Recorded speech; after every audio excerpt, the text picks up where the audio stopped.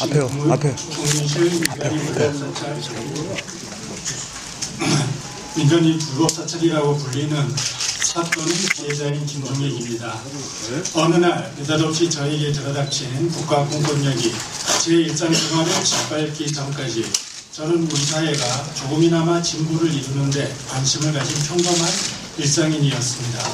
그래서 저는 역사문제연구소나 민족문제연구소 또 정신대 할머니들에게 후원금을 내는 것으로 사회 발전에 참여한다고 생각하는 소심하기 짝이 없는 대한민국 국민이었습니다. 이런 저에게 어느 날 저로서는 도저히 감당할 수 없는 권력의 어두운 손길이 다가왔습니다. 저는 처음 국무총리실로부터 회사의 대표이사직 사임과 지분 이전 요구를 받았을 때 저는 국무총리실에서 뭔가 정보에 오류가 있어 벌어진 일이라고 생각했습니다. 그러나 국무총리실의 요구는 너무나 강력했고 심지어 거래기관인 국민은행을 통해 회사의 존립을 위협하였기 때문에 저는 국무총리실의 요구에 따를 수밖에 없었지만 국무총리실이 오해가 해소되면 원상회복이 이루어질 것이라는 기대를 가지고 있었습니다. 그래서 동작경찰서의 소환을 받았을 때 오히려 사실을 밝힐 수 있는 기회가 주어졌다고 생각하기도 했습니다. 이런 저의 기대처럼 대통령 명예훼손과 회사 공금 횡령에 관한 동작경찰서의 조사는 혐의 없음으로 규결되었습니다. 심지어 조사를 담당했던 경찰관조차 선생님은 참 특이하신 분입니다. 이런 식으로 털면 안 걸리는 사람이 없는데 라고 하였고 조사를 마친 후 그동안 너무 고생하셨다. 빨리 상실한 것을 회복하시라는 말을 할 정도였습니다. 당연히 저는 원상회복에 대한 기대를 가지고 동작경찰서에 정보 공개 신청을 하였습니다. 그런데 저희 이런 기대와는 달리 동작경찰서는 담당 경찰관을 교체하고 결국은 대통령 명예훼손 사건으로 저를 검찰로 넘겼습니다.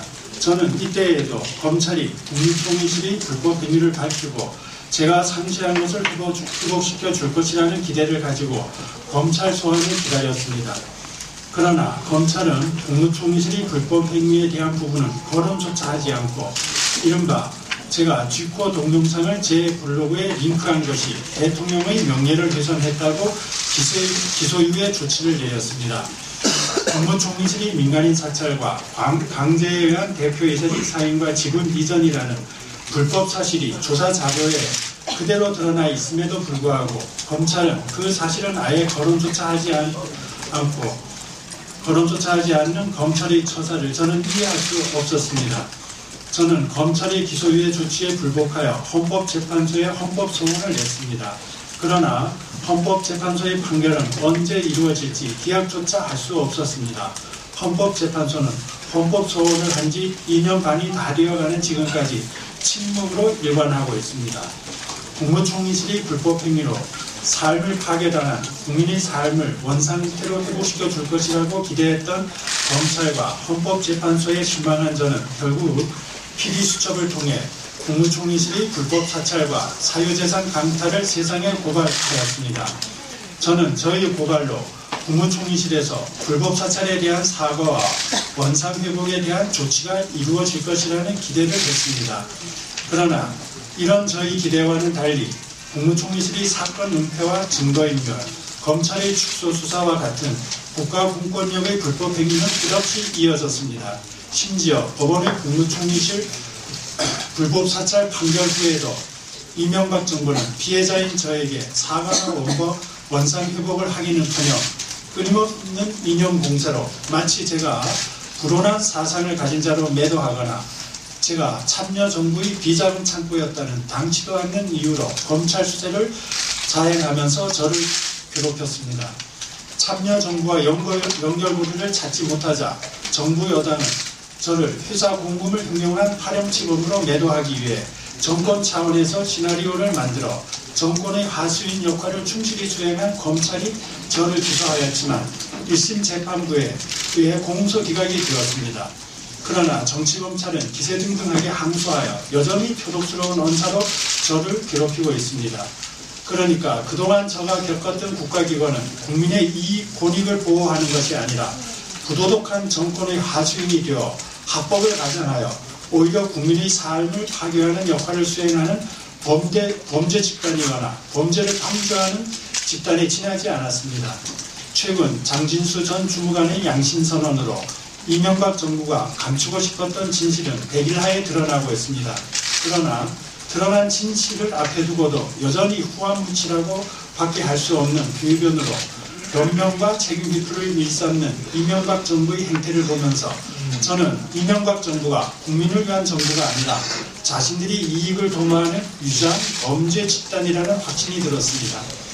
이명박 정부가 진정 국민을 위한 정부라면 최소한 범죄자를 감싸며 위로금을 주거나 불법 사찰을 희석하기 위해 참여 정부를 끌어들이는 파렴치한 짓을 할 것이 아니라 국가 공권력에 의해 삶을 파괴당한 피해자에게 진정으로 사과하고 피해 보상과 원상 회복이라는 너무나 상식적인 조치를 취해야 한다고 저는 생각합니다.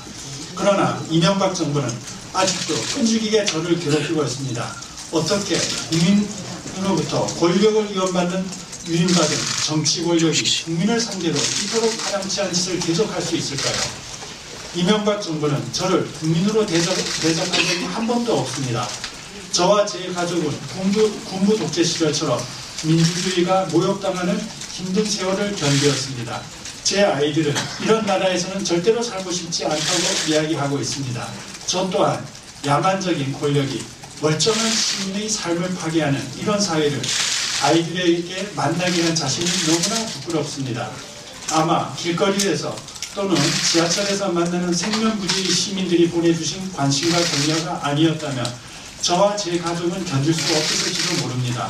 저는 최소한 민간인에 대한 불법 사찰을 자행하고 그것이 국가를 위한 일이라고 큰소리치는 세상을 다음 세대에게 물려주지 않기 위해 또한 생명부지의 시민들이 저에게 보여주신 정의에 대한 열망에 보답하기 위해서 국정운영의 최고 책임자인 이명박 대통령께 다음과 같은 내용을 요구합니다. 첫째, 국무총리실 민간인 불법 사찰에 대한 대국민 사과와 철저한 진상 규명. 둘째, 불법 사찰의 피해자에 대한 원상 회복과 피해 보상을 통한 명예 회복 조치. 셋째, 공작 정치에 의한 공소권 남용이 분명한 저에 대한 검찰 공소 취소 조치. 넷째, 불법 사찰의 또 다른 피해자인 국무총리실의 사찰 행위자들처럼 공무원들이 부도덕한 정치 권력의 하수인이 되지 않고 국민에게 봉사하는 진정한 공무원으로 일할 수 있는 제도적 장치를 마련해 줄 것을 요구합니다. 저는 국민이 위임한 권력을 사유화하여 민주주의를 능멸하는 권력자들로부터 민주주의 참된 가치를 되찾기 위해 우리 사회가 얼마나 많은 희생을 치러야 했는지를 생생하게 기억하고 있습니다.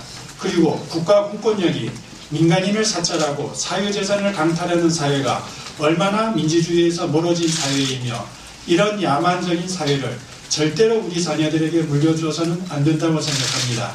저는 다시는 저와 같은 국가 공권력의 피해자가 발생하지 않도록 이명박 대통령께서 용기 있는 결단을 해 주실 것을 거듭 요구합니다.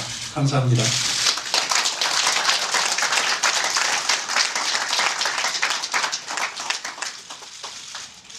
예, 다음은